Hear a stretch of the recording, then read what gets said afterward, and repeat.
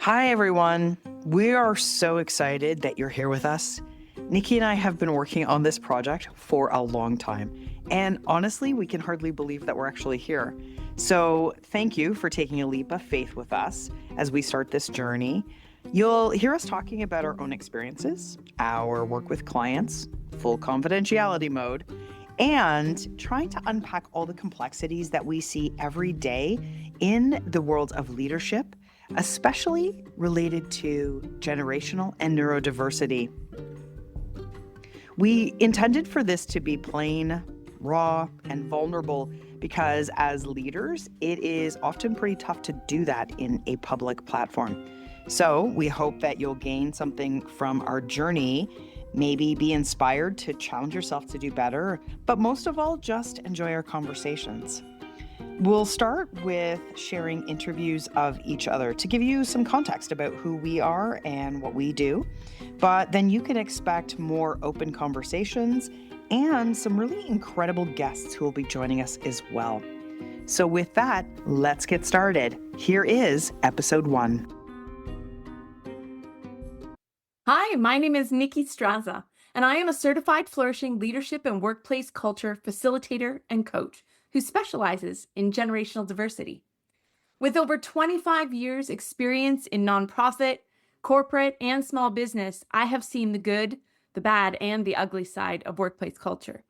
As we move into the future, we are living and working longer, and the demand for leaders to navigate with high levels of emotional intelligence is increasing. With up to 5 generations working together, each seeing and experiencing the world through a different set of generational norms, it is becoming critical that we both understand and leverage our generational differences so that we can see every generation thrive in the workplace. Hi, I'm Sherri Dockree. I'm an executive coach and leadership consultant specializing in ADHD, neurodiversity, and well-being. As an ICF trained coach, I bring a strong foundation in applied neuroscience, mental health and addictions, and ADHD. I often refer to myself as a reformed corporate executive, drawing on my own experiences in leadership that challenged my values, my ADHD traits, and my leadership skills.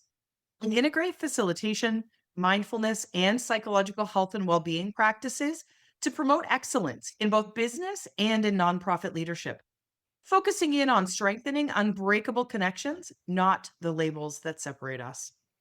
I currently serve as chair of the board of directors for Woodview Mental Health and Autism Services and as chair of the board of governors for the Brantford Brant Norfolk Ontario Health Team, supporting collaborative governance across 19 partner agencies. I've held leadership roles in healthcare, developmental services, and mental health organizations, and I continue to work with the Canadian Mental Health Association Ontario Division, delivering mental health training across the province. I also coach and mentor executives and leaders through my private practice of 11 years. All right. I'm really excited because we're going to start off our series, our podcasts, with us interviewing one another and really setting the stage for how we are hoping some of the conversations will go with some of our guests. So today I am going to do an interview with Nicki as we are moving forward. I'm going to ask some questions, kind of framing the conversations we're hoping to have, setting a bit of an example perhaps, and then we're going to trade places and Nicki's going to get a chance to interview me. So let's start off. Nicki, I'm so glad that we're doing this. First of all, I'm really excited because I think that this is a great way to be able to share with people what the passion is that we have for this topic and kind of why we even started doing this to begin with. So I'm really excited. So this is fun. Let's get started. Sounds great. I'm in. All right.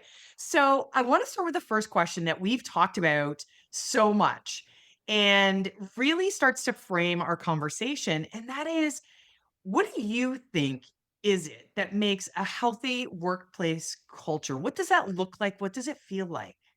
See, it's such a great question. And it's one of those things that I think culture is so intangible that sometimes we don't even think about it, but we just know if it feels right or it doesn't feel right. And for me, that's why I love that question. What does it look and feel like? Because for me, a healthy, flourishing workplace culture feels peaceful, feels like opportunity, feels like I'm valued, feels like I'm part of a team, and it feels like we're on a mission together that's important. And there's a lot of feelings in there. And it's one of those things that sometimes our business, processes squeeze out the emotional kind of dynamics of workplace culture. But I always say that Sunday night is a litmus test to the culture that you're walking into. And if you have that pit in your stomach and you are just dreading going in on Monday morning, that's a good sign of what workplace healthy or a dysfunctional workplace feels like. But if you're excited to show up and to contribute and to make a difference, that makes a big difference as well. Yeah, I love that. You're so right because when we think about the emotion piece and we're driven by our emotions, yet in the workplace, we don't really acknowledge the fact that that is what's driving behavior. No matter how reasonable or logic the behavior might look like, we're still driven by that. And the feelings that we get, the experiences that we have are actually really quite visceral. So I think that brings us into this space where what an example, like, you've worked in many different environments, you've worked with many different people, and there's a reason why, or there's examples of situations where you've been able to tap into exactly that feeling that you're talking about, or you felt it from the other side that it's not the good feeling. And I really would love for you to be able to share maybe an example or two of times that that experience has been good or bad, or what of it that you think has really helped to shape your beliefs around this? Yeah. And that's real. And it's funny because one of the very first places I worked was at a small family-owned business and the office, I was hired as the office administrator. And the office staff were very collaborative, very empowering, and it was a really great place to work. And then the executives would come in. So the vice president and the president would breeze in. And literally, the moment that door opened and that person stepped through the through the door, through the window, through the door, all of a sudden the eggshells were everywhere. The tension went up. And like in this polarizing experience in one job, I experienced this dynamic of, oh, I'm supported, I'm doing great, and I can make mistakes. And in the next breath, oh dear gosh, and the anxiety and the stress and the eggshell walking and the high tension. And that I didn't realize until hindsight began to really shape my awareness of why that's important. And that was an early shaping experience. And I know, the reason I stayed with the organization as long as I did was because of who I got to work with the most often. And I don't think, my story is that unique. I have so many colleagues and friends who and family members who have experienced great cultures and have experienced highly toxic ones. And sadly, it shapes our own well-being. And I began to see that effect on me, and that helped to really make it really important for me. Yeah, and you're right. I think, all have stories that are really similar to that, that it's almost like the worst case scenario is what helps us to recognize what it shouldn't be and maybe what it should be. But you brought up a really good point, which is that impact on your well-being. And, we don't create enough space to think about what that means when we're thinking about the workplace, because our well-being, again, is without that is that foundation of how we're able to show up. I'm really curious, how did that affect your well-being? Well, it sent me on a trajectory of coming close to burnout. And, my own self judgment, my own perfectionism, coupled with regular criticism, regular high expectations, fear of getting it wrong, some of these different dynamics. And then, pressure and obligation to perform at a certain level. I didn't learn how to take care of myself. And so I was just dipping and expending and depleting myself until I got to a wall where I knew if I didn't figure out how to start taking care of myself, that I was on a precipice of ill health, burnout, and who knows what. And thankfully, I was self-aware enough to be aware that that is the precipice I was sitting at. And I had a mentor who recommended a book to me about learning how to rest. And it was one of those things where, you know, I, I literally was took a week of holidays. And to be honest, it was not even like my husband and I joke now that it was the worst week for him and the best week for me because I went in with a whole intention of how I was going to do things. And unfortunately, I was totally neglectful of what he was going through. And he had just gone through a whole bunch of stuff too. And so I, focused on myself, good for me.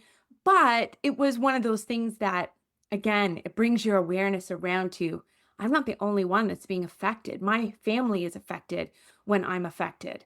When my husband goes to work day in and day out in a place that is very, very toxic, he's affected and our family's affected.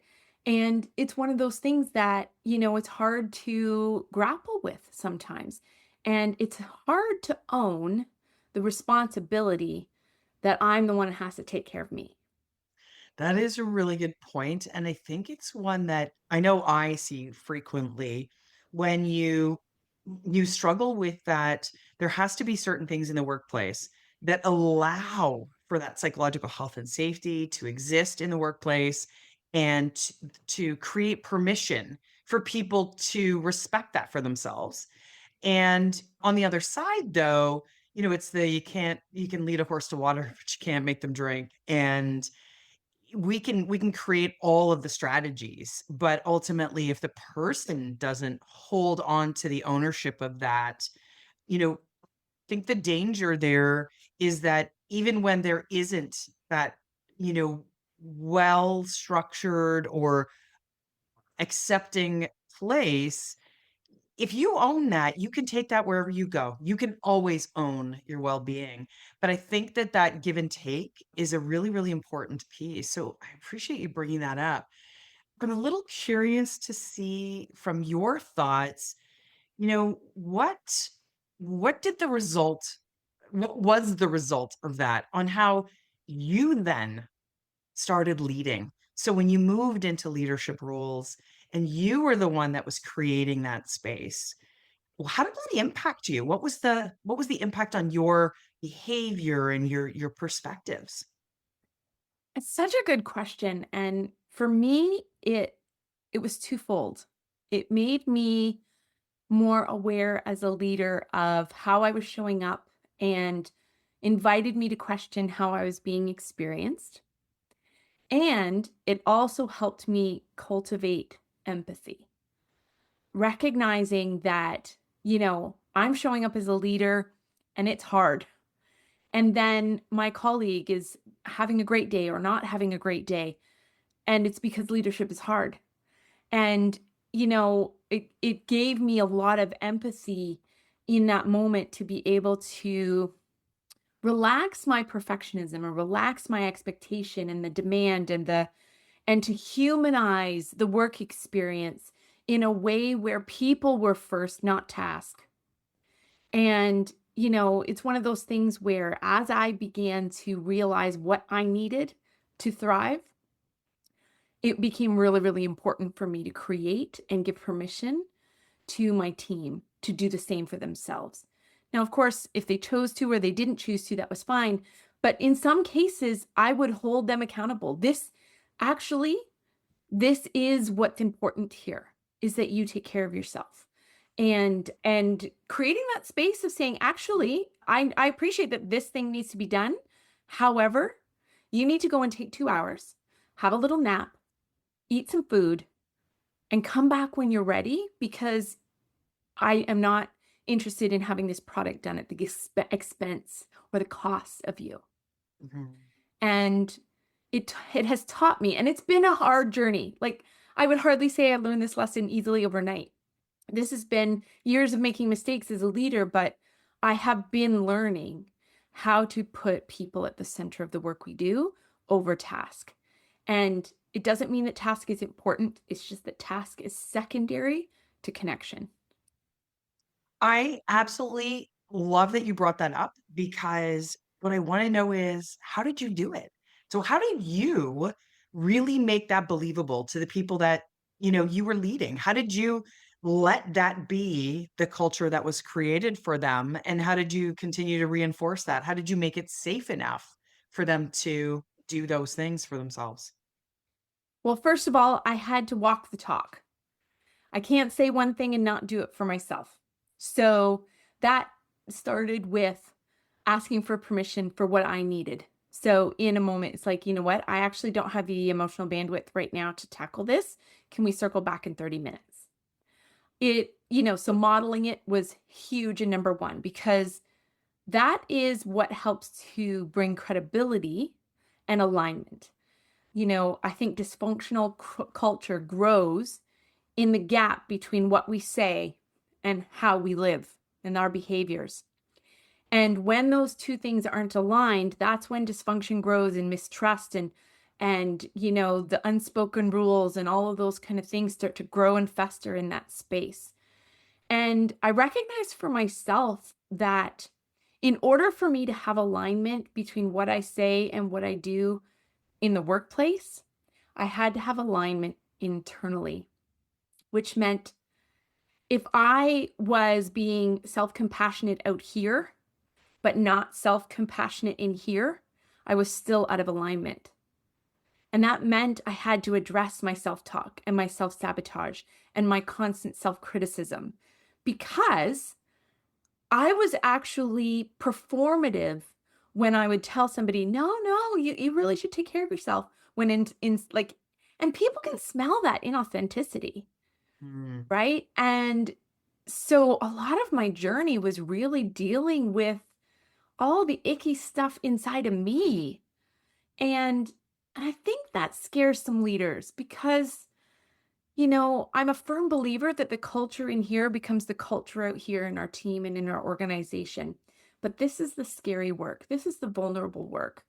And, if we can create a space where I can acknowledge I'm working on my messy middle with my team, that gives permission for them to do the same. And then how we handle those mistakes, the language we use, our process of dealing with things, those processes all begin to stack onto the modeling, the processes, the shared language, the shared purpose. And then ultimately it's trust building at its core. Mhm. Amazing. And it's funny because the simplest sayings sometimes really help us drive that message home or a message home. And I think back to when my kids were little and the whole do as I say, not as I do. And my kids would totally call me out if I did something I told them not to do. And they still do. And the thing that I think really resonated for me in that is the people can smell that a mile away. We're so effectively wired to pick up on authenticity. And it's funny, I was having a conversation with a colleague yesterday about a mutual contact within the industry, and both of us were like, there's just some, yeah, and amazing person. But both of us sense this inauthenticity that's there. And all of the actions that this person does are incredible. They have this wonderful list of accomplishments. They have this fantastic list of things that they're focusing on and talking about as if those are their beliefs.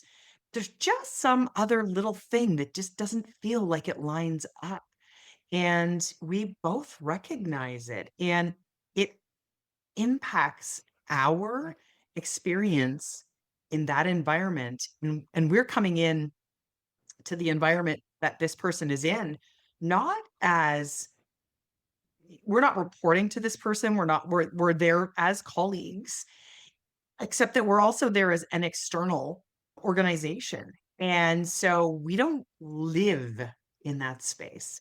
But both of us can recognize that we feel that drain that it's a grueling experience or that it's tougher than it should be. And it's something that we struggle to put a name on. So I think what you're talking about is so important for leaders to recognize that they think that they're putting out something, but people are really smart and really tuned in, and they're probably picking up on whether or not it's authentic. So yeah, that's amazing. I think if I can add something here, this is why the generational dynamics matter. Because depending on the generational cohort that you came from, that like different styles of leadership were considered appropriate. And for older generations, they were expected to leave their personal home or personal life and personal struggles and their internal struggles. That was all in a silo in a box over here. And when you came to work, you were the monkey and you jumped when they said how high. And inauthenticity was expected because authenticity was vulnerable and weak. And we have come so far in 80 years where now our young people are like, actually, if you don't tell me you're making mistakes, I don't trust you. Whereas for our boomers and even some of our Gen Xers, the notion of acknowledging that they didn't get something right would be to hang their own career. And we have all of these different dynamics in the workplace. And so yes, authenticity is so important and alignment is so important, but holding grace for those different perspectives and the fact that not everyone has experienced leadership and the workplace the same way now invites us to a conversation of listening and learning that is challenging for the best of us. Such a good point. It's funny. The title of our podcast is Dissonance Disrupted. And I wanted to ask, so why is that generational piece so important in disrupting dissonance? How is that a really important piece of it? Think as human beings, we are programmed to think that our generational cohort is right, that those older than us are rigid and outdated, and those younger than us are stupid and slow and lazy. Well, if we keep perpetuating this conversation, how is that productive? We live in an environment where technology has accelerated things so much. We're living longer, we're working longer. And 300 years ago, life expectancy was maybe 400 or 40 years old. We have a whole nother life we're living now. And we have this expectation now of bringing these different perspectives together. And there is genius in every single generational experience. There is insight and wisdom across the spectrum of emotional intelligence skills. And we lose that wisdom. We lose that sense of belonging and collaboration when as we said in your bio, like we're looking at the lines and the things that divide us instead of the things that bring us together. And with 4 to 5 generations in the workplace now, our ability to cross those lines, disrupt the status quo, disrupt the norms, be a bigger person, bring to the younger generations what we didn't receive, learn from the younger generations what we thought we already knew. That's what disruption actually looks like. And it's truly beautiful, but it's messy. Yeah, you're right. It is definitely messy. And I know, when I sort of sit on the border of, that cusp of a generation change. And it's interesting because I think, those of us who do probably have a little bit of a foot on either side of that. And maybe it makes it more complicated, but I think it's actually a benefit because we can see more perspectives or, we can see things slightly differently. So I love that you brought that up. So I think that I want to ask another question around you've talked about what causes the dissonance and you've talked about the kinds of disruptions. So if we were to think about strategies for for disrupting the impact generationally or, in general with leaders especially. But what would those strategies be that would be really effective for doing that disruption of what people are experiencing? Think for me, in my own experience, the most powerful disruptor is the humanizing of the individuals in the interaction. That that ability for us to put people first, to care about people first, to empathize, to lean in. I think that really, really matters. And I think that's a disruptor because sometimes we're just so, got to get it done, got to get it done. And we get our nose to the grindstone. And putting people first forces us to put our head up and our heart out.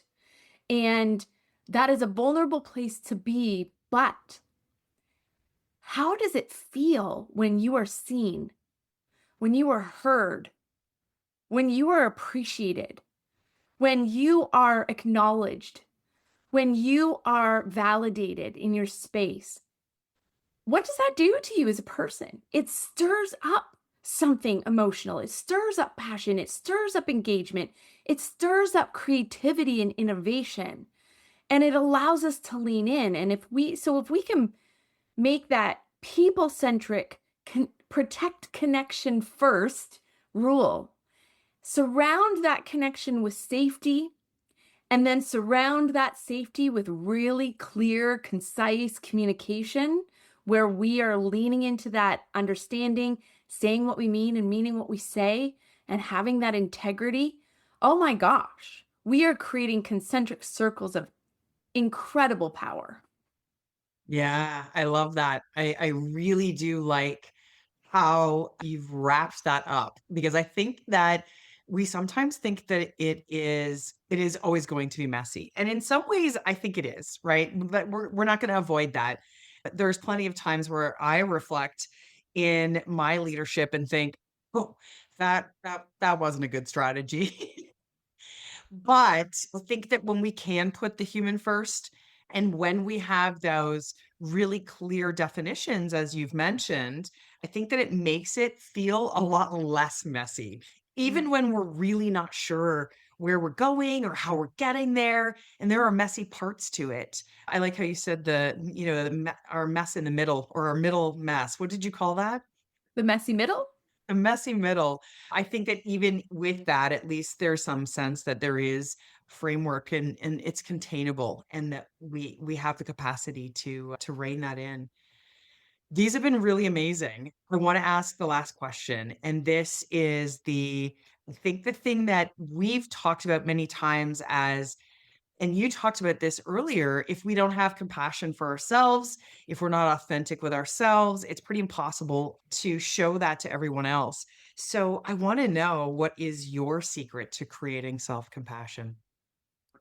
Oh, that's such a good question. And I think I think for me it's twofold. It's one, reminding myself that I am deserving of it and catching myself when I disqualify myself. And my second hack is that beautiful word yet. I haven't got this figured out yet. I can't Mm. do this yet. I'm struggling, but I will figure it out.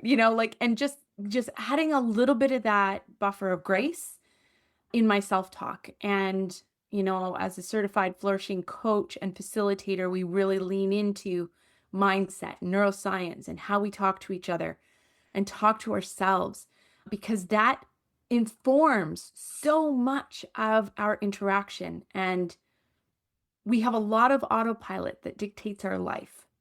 And if we can disrupt the autopilot in our own lives with a gesture of self compassion and a kind word towards ourselves, speaking kindly to ourselves, we are wielding one of the greatest forces in the universe. And I think that's really, really powerful. And so I think to be a disruptor in unhealthy workplace culture, we first have to disrupt the culture here. And giving myself permission to do that without judgment and without shame has been a true gift. Amazing. Well, I've loved being able to unpack this with you. As much as we've had a lot of conversations, this was fun to be able to do it this way. And of course, this is just the beginning. I cannot wait to do this with you and all of the other guests that we're going to have these conversations with. And I'm excited in our next episode to interview you, Sherri, and hear your story. It's going to be fantastic. Thanks for Me having me. too. Thank you so much for listening today. If you enjoyed what you heard, please be sure to click that subscribe button and share our podcast with anyone who would be interested in hearing conversations about generational and neurodiversity in the leadership world. Also, please check out our website, www.dissonancedisrupted.ca.